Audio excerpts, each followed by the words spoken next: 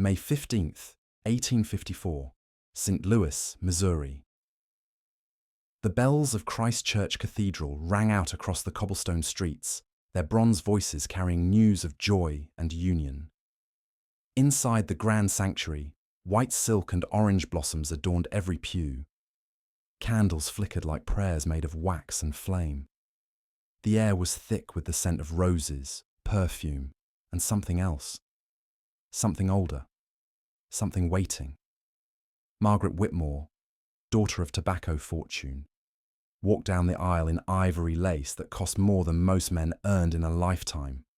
Her groom, Thomas Beaumont, heir to railroad money and cotton fields, stood at the altar with a smile that could charm the devil himself. 300 guests watched in silk and satisfaction as two empires joined hands beneath stained glass windows that had never seen honest prayer.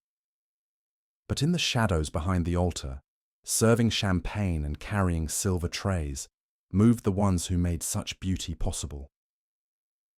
Among them stood Isaiah, 32 years old, born in chains, raised in silence, trained to serve at tables where his own humanity was the appetizer.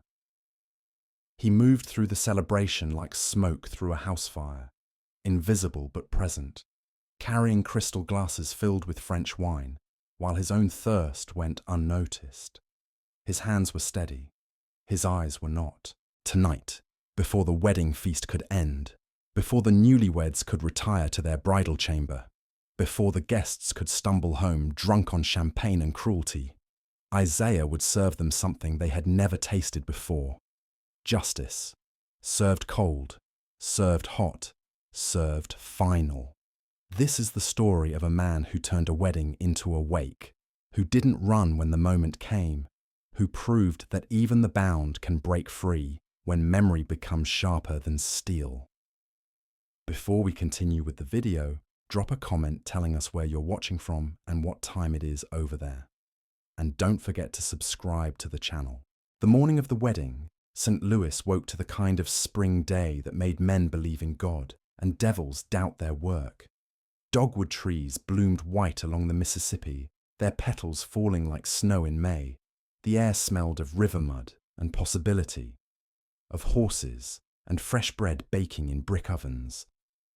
Church bells had been ringing since dawn, calling the faithful to witness what the newspapers would call the wedding of the century.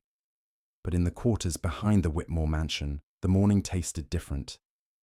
It tasted of ash and old wounds, of promises broken before they were made. Isaiah stood in the servants' hall, buttoning a white coat that had been pressed until it gleamed. Around him, other house slaves moved in practiced silence, preparing for a day that would celebrate everything they could never have. Love freely chosen, vows spoken without fear, a future written in their own hand. He caught his reflection in the polished silver of a serving tray. Dark skin, greying hair at the temples, eyes that had seen too much and forgotten nothing. 32 years on this earth, and every one of them spent in service to people who measured his worth by how invisible he could become. But today, Isaiah was not invisible. Today, he remembered everything. The Whitmore estate sprawled across 15 acres of Missouri's finest land, a monument to money made from other people's blood. The main house rose 3 stories high, built from limestone, quarried by men who never saw a penny of profit. Its windows gleamed like eyes that never blinked, watching over gardens tended by hands that would never own soil. Behind the house, past the carriage circle and the fountain imported from Italy, lay the quarters. Rows of wooden cabins, neat and narrow, where 47 souls lived between sunset and sunrise. Isaiah had lived in cabin number 12 for most of his life. 1 room, 1 window, 1 door that locked from the outside. He shared it with no one now. There had been others once. A woman named Sarah, whose laugh could make flowers bloom out of season. A boy called Little Moses who drew pictures in the dirt with sticks. But Sarah winters ago. Moses' dye was sold to pay gambling debts 3'd of fever the summer after. Too small to fight the sickness, too young to understand why no doctor came. The wedding guests began arriving at noon, their carriages gleaming like beetles in the sun. Men in black coats and white gloves stepped down onto gravel, offering their arms to women wrapped in silk and secrets. They came from Memphis and Atlanta, from Charleston and New Orleans, drawn by the promise of spectacle and the chance to witness power marry power. Isaiah watched them from the kitchen window as he polished silver that would never belong to him. He knew their names, their fortunes, their sins. He had served them before, had listened to their conversations when they forgot he had ears. Judge William Harrison from Nashville, who once ruled that a slave woman's testimony could never contradict a white man's word. Colonel Robert Vance from Savannah, who bred people like horses and sold children like cattle. Mrs. Elizabeth Thornton from Charleston, who smiled while she counted the scars on the backs of the women who served her tea. They came dressed as civilization, but Isaiah saw them for what they were: wolves in wedding clothes, predators gathering to celebrate their own appetites. The ceremony began at 2:00, just as the sun reached its peak. Isaiah stood at the back of the cathedral with the other servants, holding silver trays and crystal glasses, invisible witnesses to a ritual of possession disguised as love. Margaret Whitmore floated down the aisle like a ghost made of lace and lies, her father's arm guiding her toward a future written in contracts and property deeds. Thomas Beaumont waited at the altar with the confidence of a man who had never been told no, whose every desire had been fulfilled by others' labour. The priest spoke of love and honour, of cherishing and obeying, while Isaiah remembered other words, words spoken in quarters after dark, when the overseers were drunk and the masters were sleeping, words about a different kind of love, the kind that couldn't be bought or sold or traded, the kind Sarah had whispered in his ear before they took her away, the kind that lived in the space between heartbeats, in the silence between screams. When the priest asked if anyone objected to the union, the cathedral fell silent. 300 guests held their breath, waiting for the ritual to continue. But Isaiah didn't speak. He wasn't here to object. He was here to serve. And he would serve them exactly what they had earned. The reception began immediately after the ceremony, spilling from the cathedral into the gardens of the Whitmore estate. Long tables groaned under the weight of roasted duck and honey-glazed ham, of corn pudding and sweet potato pie, of delicacies that had travelled from distant kitchens to grace this table. Crystal goblets caught the afternoon light like trapped rainbows. Silver cutlery gleamed with the polish of unpaid labour. Everything was perfect. Everything was beautiful. Everything was built on bones. Isaiah moved between the tables with the grace of a man who had learned to be water, flowing around obstacles, filling empty spaces, never making waves. He poured wine into glasses held by hands that had signed slave auctions. He served cake to mouths that had ordered whippings. He smiled when spoken to, bowed when commanded, played his part in the theatre of subjugation that made such celebrations possible. But inside, Isaiah was counting the guests, counting the exits, counting the minutes until the sun would set and the real celebration would begin. The private celebration, where the masks would come off and the truth would show its teeth, where Margaret and Thomas would retire to their bridal chamber, where the guests would drink themselves stupid on stolen wine, where the servants would clean up the mess of other people's joy. That was when Isaiah would serve his final course. The dish he had been preparing for years, seasoned with memory and aged in silence. The meal that would turn this wedding feast into something else entirely. Something the newspapers would never dare to print. Something that would echo in whispers for generations, passed down like a family recipe, bitter on the tongue but necessary for the soul. As the sun began its descent toward the Mississippi, casting long shadows across the wedding party, Isaiah felt the weight of what was coming. Not the weight of fear, but the weight of purpose. The weight of names that had been erased from history, of stories that had been buried under lies, of justice that had been delayed but never denied. The newlyweds cut their cake with a silver knife that reflected their faces like a mirror. They fed each other sweet bites while the crowd applauded, a ritual of intimacy performed for an audience that had paid in blood to witness it. Margaret's laugh rang out across the garden like breaking glass. Thomas's smile was sharp enough to cut diamonds. They were beautiful, they were wealthy, they were powerful. They were also marked. Isaiah had been watching, waiting, planning. Every detail of this day had been choreographed not just by wedding planners and flower arrangers, but by something deeper, by the accumulated weight of every lash, every sail, every child torn from their mother's arms, every promise broken, every lie told. The Whitmore fortune was built on sugar and tobacco, on cotton and human misery. The Beaumont wealth flowed from railroads that carried people in chains, from banks that financed the trade in flesh. Tonight, that debt would come due. Tonight, Isaiah would serve them their just desserts. And like every good servant, he would make sure they cleaned their plates. The dining room of the Whitmore mansion had been transformed into something between a palace and a tomb. Crystal chandeliers cast dancing shadows on walls, lined with portraits of dead men who had built their legacies on living suffering. The mahogany table stretched 40 feet from end to end, set with china so fine it seemed to whisper when touched. Each plate bore the Whitmore family crest, a lion clutching a cotton bowl, as if nobility could be purchased with other people's pain. Isaiah moved through this temple of wealth like a ghost haunting his own funeral. He carried platters of roasted pheasant stuffed with chestnuts, of lamb glazed with mint and honey, of delicacies that had been prepared by hands that would never taste them. The wedding guests had moved indoors as evening approached, their voices growing louder with each glass of champagne, their laughter sharper with each course served. At the head of the table sat the bride and groom, Margaret in silk, the colour of cream, Thomas in a black coat that made him look like an undertaker celebrating his own success.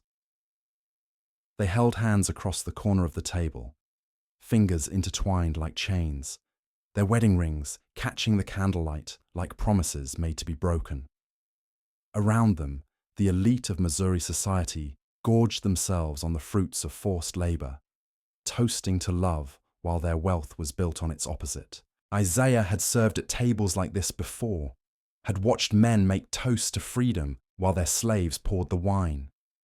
He had learned to read the language of power, spoken in glances and gestures, in the way a glass was held or a napkin was folded. Tonight, he read something else in their movements. Satisfaction.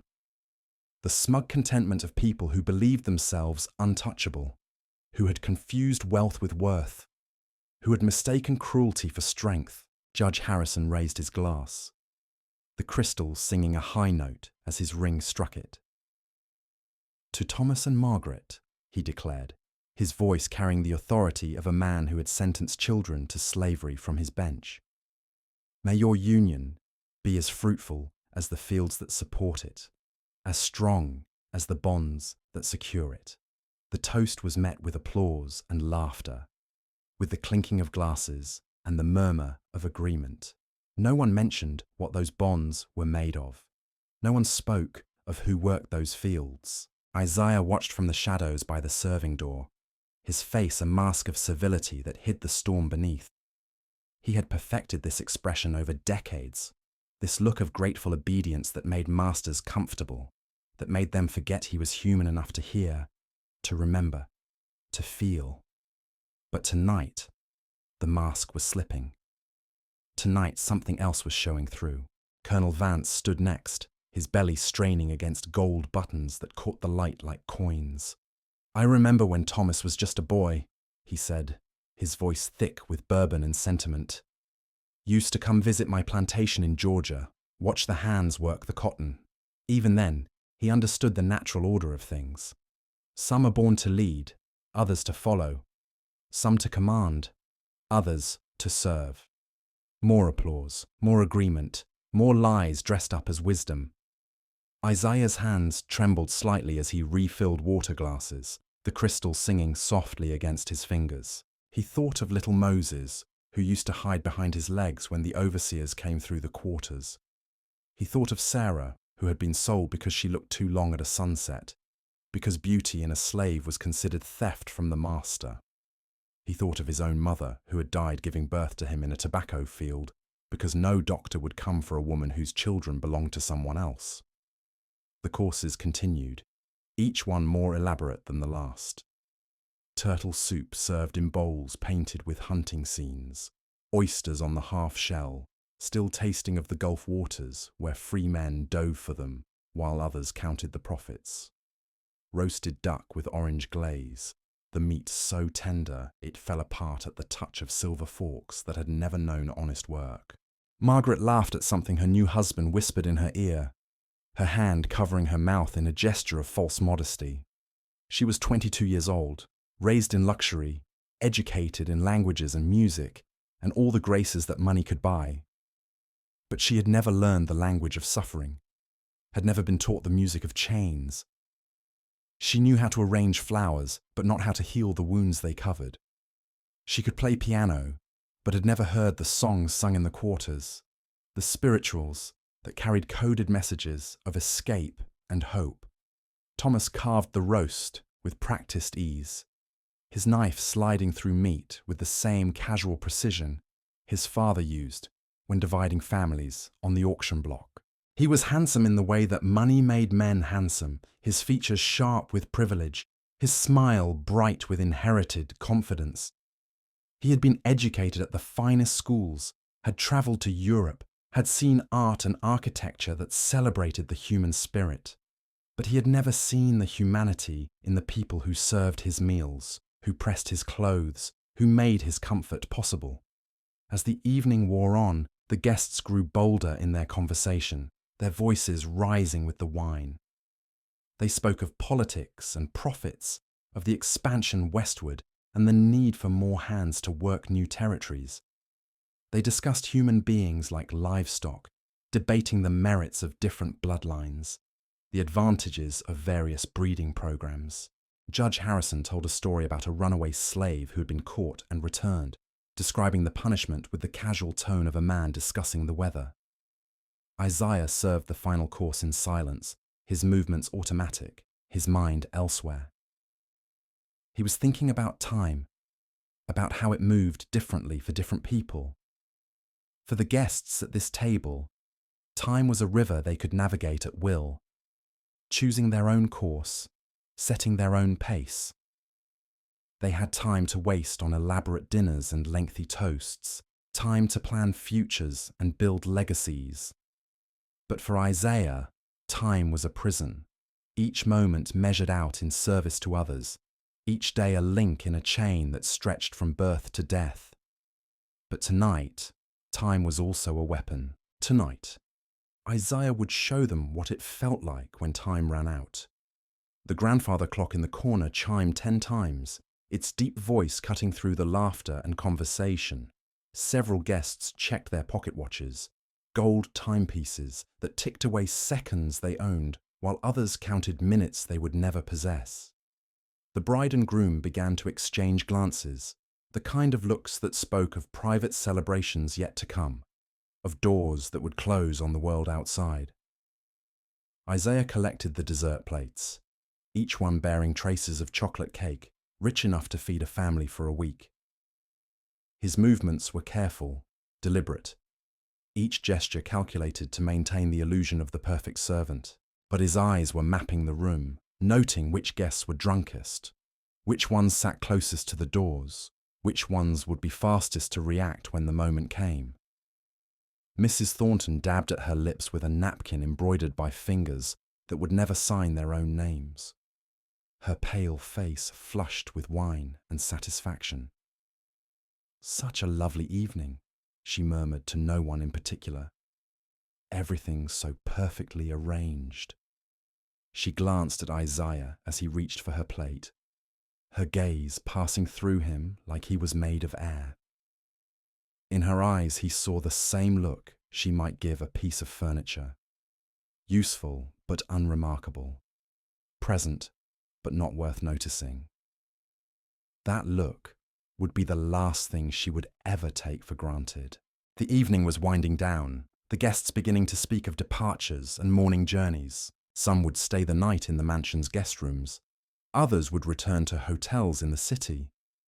But first, there would be the traditional send-off of the bride and groom, the ceremonial escort to their bridal chamber, the final toasts to their happiness and prosperity. Isaiah had served at enough weddings to know the rhythm, the way these celebrations moved from public to private, from ceremony to intimacy. Soon Margaret and Thomas would retire upstairs, leaving their guests to finish the wine and tell stories that grew more scandalous with each bottle. The other servants would begin the long process of cleaning up, washing dishes and folding linens, erasing all traces of the celebration so that tomorrow could begin fresh and unmarked. But there would be no tomorrow. Not as they imagined it. Not as they had planned. The newlyweds rose from their chairs, Thomas offering his arm to his bride in a gesture that mimicked gallantry while enforcing possession. Margaret took it with a smile that was equal parts nervous and eager, her white silk rustling like leaves before a storm. The guests applauded, their faces warm with wine and witnessing, celebrating a union that would produce heirs and prophets, children who would inherit not just money, but the system that created it. Isaiah watched from his position by the serving door, his hands folded behind his back, his face arranged in the expression of respectful attention that was expected. But behind his eyes, something else was stirring, something that had been building for 32 years, fed by every injustice, watered by every tear, growing in the darkness until it was strong enough to break through stone. The moment was coming. The moment he had been preparing for without knowing it. The convergence of opportunity and necessity that would transform him from servant to something else entirely.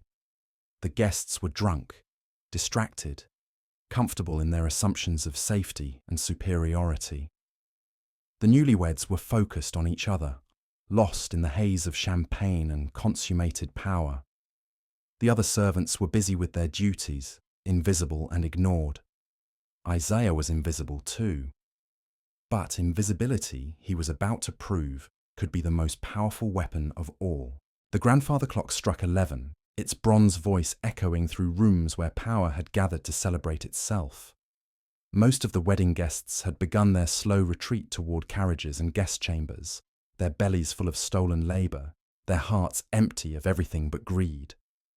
But a few lingered in the parlour, nursing final glasses of brandy, their voices low with the kind of secrets that only emerged after midnight, and money had loosened tongues. Isaiah moved through the dimming house like shadow given purpose. He collected abandoned glasses, straightened chairs, performed the ritual dance of clean-up that made him part of the furniture. But his mind was no longer in the parlour. It was upstairs, in the bridal chamber where Margaret and Thomas had retired an hour ago, where silk curtains now hid the consummation of an empire built on broken backs. The other servants worked around him in practiced silence. Old Mary folded napkins with fingers gnarled by arthritis and unpaid decades. Young Samuel swept crumbs from carpets his bare feet would never be allowed to touch as a guest. They moved like ghosts through a house that contained their lives, but would never acknowledge their souls. None of them spoke. None of them looked at Isaiah directly. But something passed between them in the space where words lived before they died in throats. They knew. Not the details, not the plan, but they felt the shift in the air.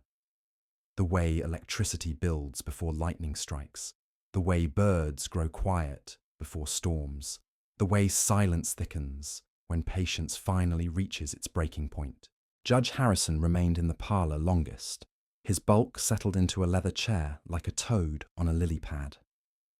He sipped bourbon and told stories to Colonel Vance about cases he had decided, verdicts he had handed down, lives he had destroyed with the casual stroke of a pen.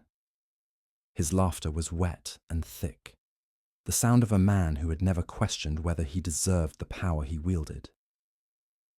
Isaiah paused beside the judge's chair, reaching for an empty glass. For just a moment their eyes met. Harrison's gaze was the pale blue of winter sky, cold and distant, containing no recognition of shared humanity. He looked at Isaiah the way a man might look at a tool, noting its usefulness without considering its feelings. "Good service tonight, boy," Harrison said, his words slurred, but his tone sharp with assumed authority. "Tell your master I was pleased with the arrangements."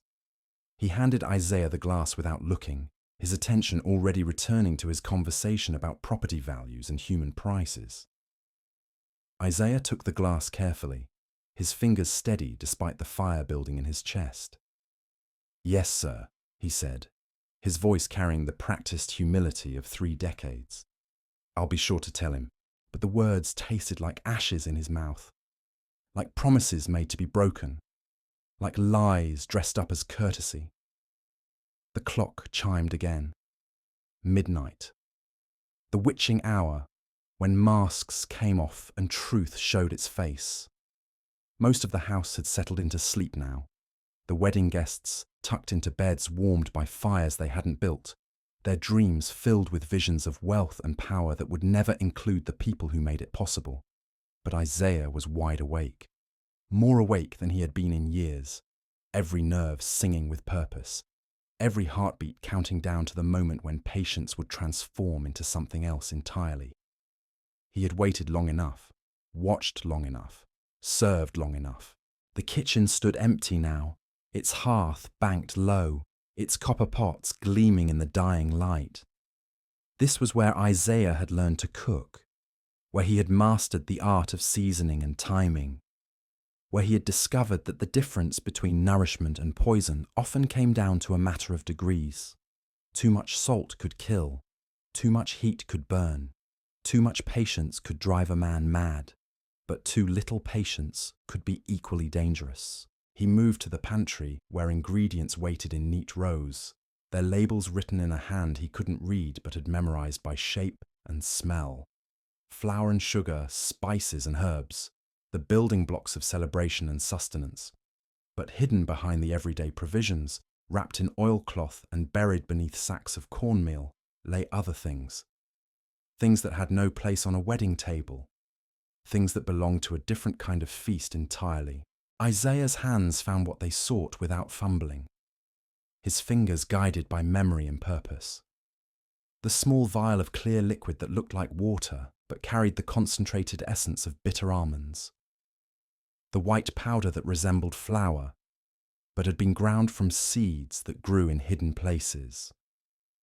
The dried leaves that could flavour tea or stop a heart, depending on how they were prepared.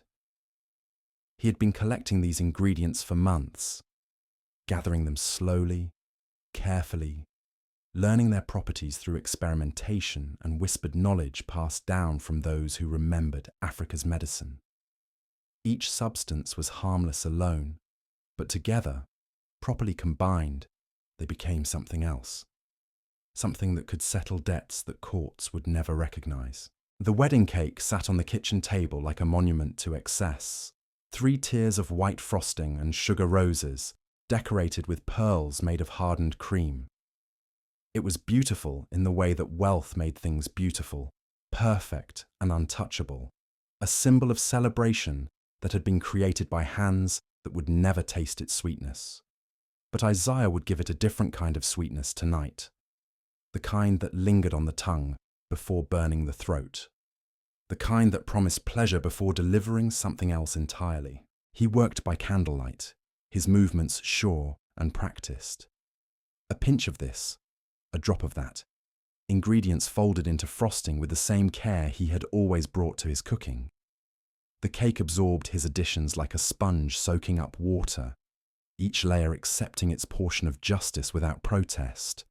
When he was finished, the cake looked exactly as it had before.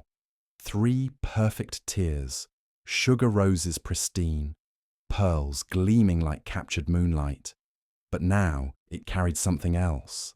Now it held the accumulated weight of 32 years of servitude, of watching children sold like cattle, of cleaning up after celebrations of cruelty disguised as civilization.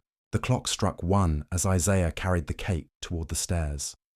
His footsteps were silent on the carpeted steps, his breathing steady despite the magnitude of what he carried. Not just a dessert, but a reckoning. Not just food, but the final course in a meal that had been decades in the preparation. The hallway stretched before him like a corridor in a dream, doors on either side hiding guests who slept peacefully in beds built by unpaid labour. At the end of the hall, light leaked from beneath the door of the bridal chamber, golden and warm, speaking of intimacy and privacy, of a world where love could flourish without the weight of chains. Isaiah paused outside that door, the cake balanced in his hands like an offering. Inside, he could hear soft laughter, the rustle of silk, the murmur of voices speaking words of endearment. Margaret and Thomas, lost in their bubble of privilege and passion, believing themselves safe in their tower of wealth and power. They had no idea that justice was standing outside their door, dressed in a servant's uniform, carrying their desserts on a silver tray. Isaiah knocked once, softly, the sound barely audible above the whispered conversation within. The voices stopped. Footsteps approached the door. A key turned in the lock, and Thomas appeared, his shirt open, his hair dishevelled, his face flushed with wine and satisfaction. "What is it?" he asked, his tone sharp with irritation at the interruption. His eyes barely registered Isaiah's presence, looking through him towards some imagined emergency that might require his attention. "Begging your pardon, Master Thomas," Isaiah said, his voice carrying the perfect note of apologetic servitude. "The cook wanted to send up a special dessert for your wedding night, something sweet to mark the occasion." Thomas's expression oyance. "How thoughtful," he softened slightly, vanity overriding and, stepping aside to allow Isaiah entry. "Margaret will be pleased, she has such a fondness for sweets. Why?" The bridal chamber was a temple to luxury, its walls covered in silk wallpaper imported from France, its furniture carved from wood that had never known the bite of an axe in slave hands. Candles flickered in crystal holders, casting dancing shadows on surfaces that gleamed with polish and privilege. The bed dominated the room, its posts carved with vines and flowers, its coverings white as snow and soft as clouds. Margaret sat propped against pillows, her dark hair loose around her shoulders, her nightgown modest but expensive, its lace trim speaking of hours spent by women whose names would never be recorded. She looked up as Isaiah entered, her smile automatic and distant, the expression of someone acknowledging a servant's presence without really seeing the person beneath the uniform. "Oh, how lovely," she said, her voice carrying the musical quality that expensive education provided. "Is that the wedding cake?" "I thought we'd finished it at dinner. A special portion, ma'am," Isaiah replied, setting the silver tray on the small table beside the bed. "The cook set aside the finest piece for your private celebration." He lifted the cake with careful hands, presenting it like a jeweller displaying his most precious work. It was beautiful, perfect, deadly. The white frosting gleamed in the candlelight, the sugar roses looked fresh enough to smell, the pearls caught the flame like captured stars. It was the kind of dessert that belonged in fairy tales, sweet and magical, and too good to be true. Thomas rubbed his hands together with the eagerness of a child presented with an unexpected treat. "Marvellous," he said, reaching for the silver forks that Isaiah had thoughtfully provided. Nothing caps off a perfect day like perfect cake.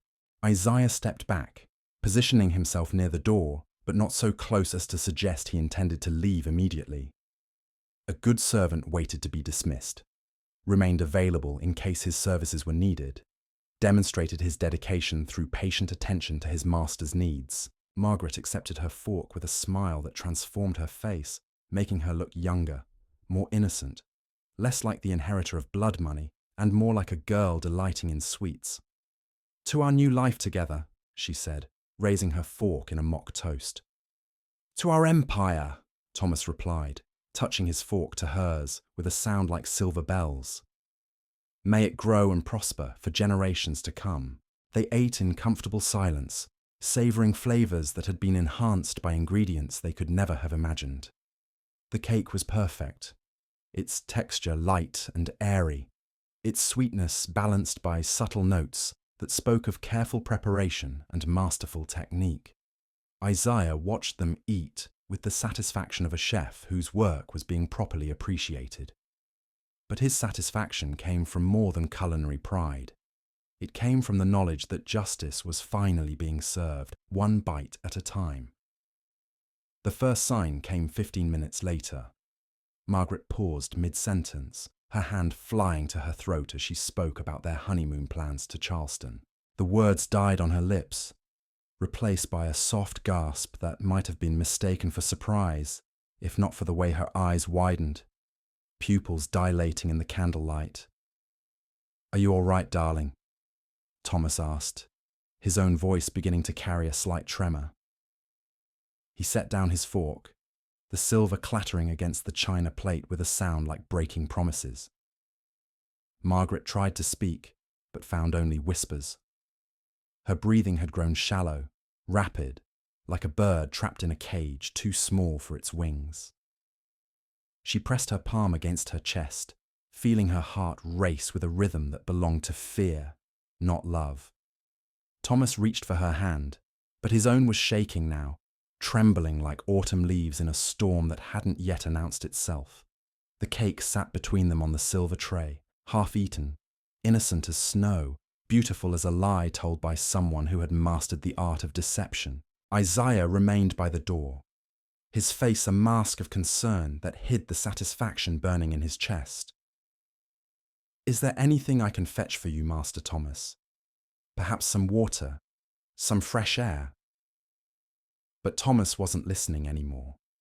He was staring at his wife, watching her face flush and pale in alternating waves, seeing something in her expression that spoke of battles being fought beneath the skin.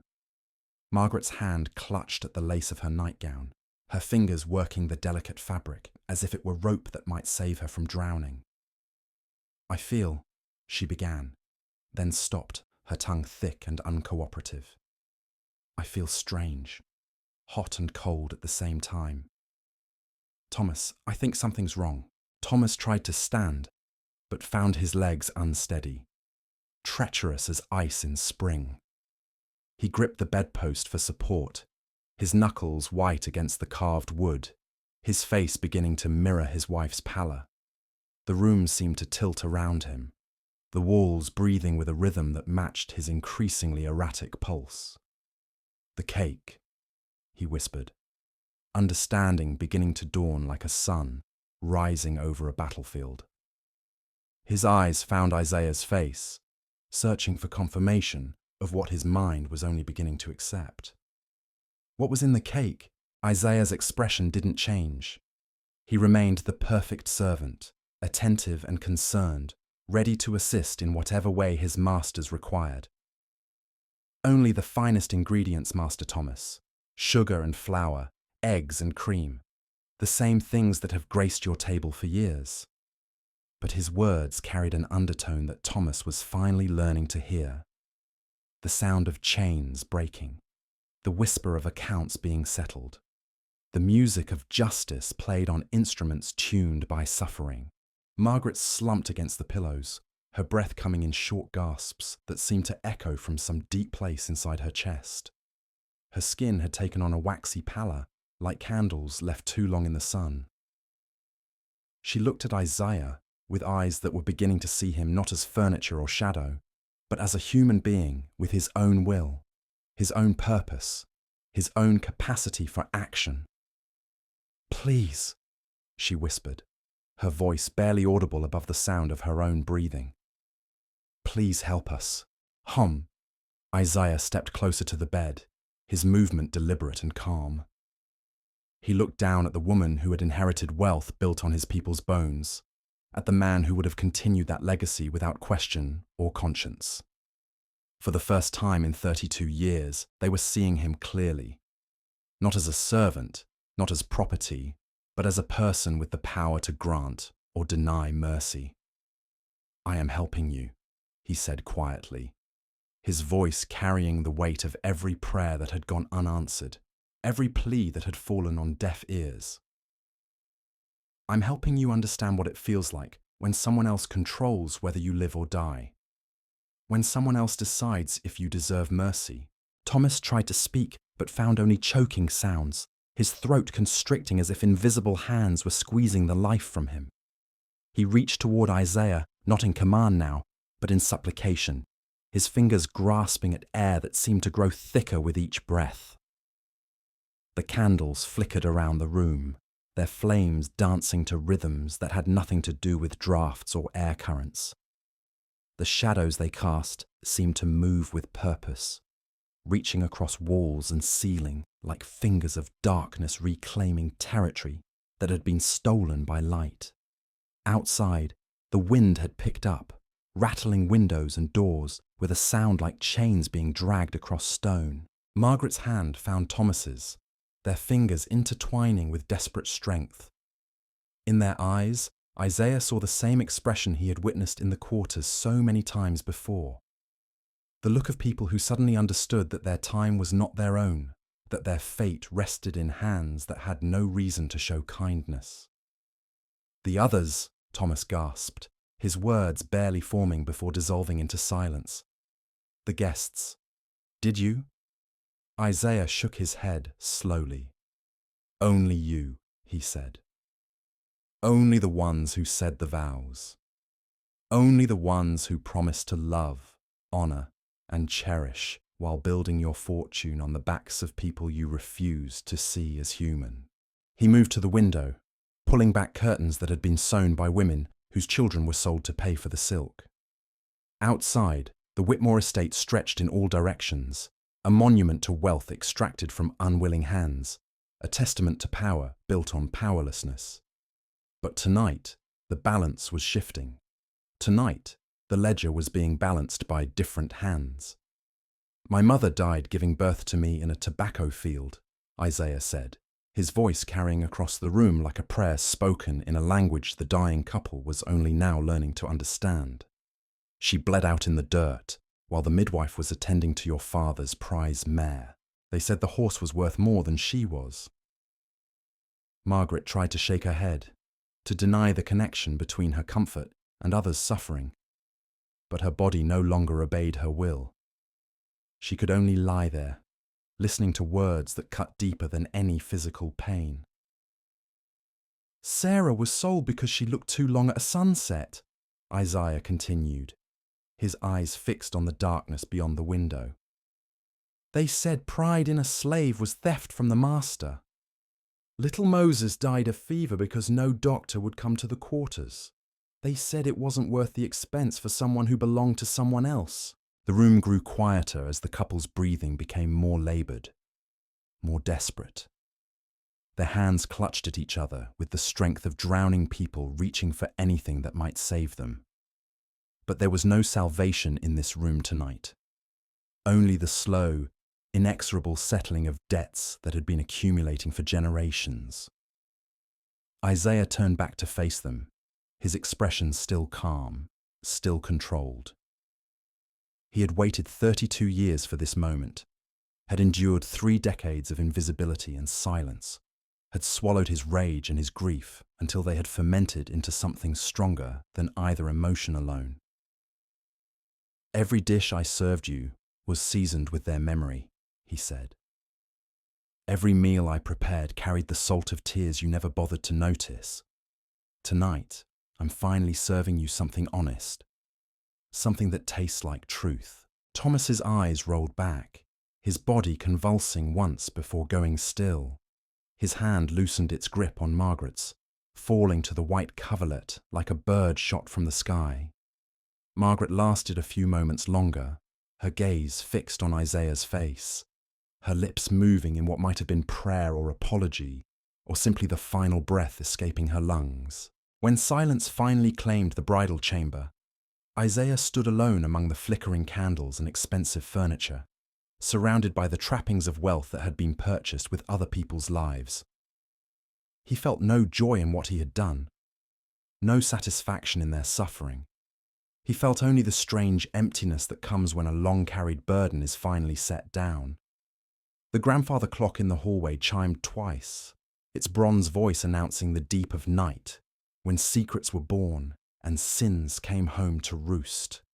Isaiah moved through the darkened house like a ghost returning to haunt the scene of ancient crimes, his footsteps silent on carpets that had absorbed the tears of generations. In the kitchen, he washed the silver tray with hands that were finely steady, his movements automatic and practiced. He dried each piece of china, each fork and knife, returning them to their proper places in cabinets built by men who had never owned the wood they shaped. Everything had to be perfect, had to appear normal, had to maintain the illusion that nothing had changed. But everything had changed. The balance of power that had seemed as permanent as stone had shifted in the space of a single evening. The empire built on stolen labour and broken backs had lost its heirs, its future, its claim on immortality. Isaiah hung his white serving coat on its hook by the kitchen door, smoothing out wrinkles that spoke of a long day's work honestly done. He had served his final meal in this house, had completed the task that had been 32 years in the preparation. Tomorrow would bring discovery, investigation, consequences that he had already accepted as the price of justice. But tonight, for the first time in his life, Isaiah walked out of the kitchen as a free man.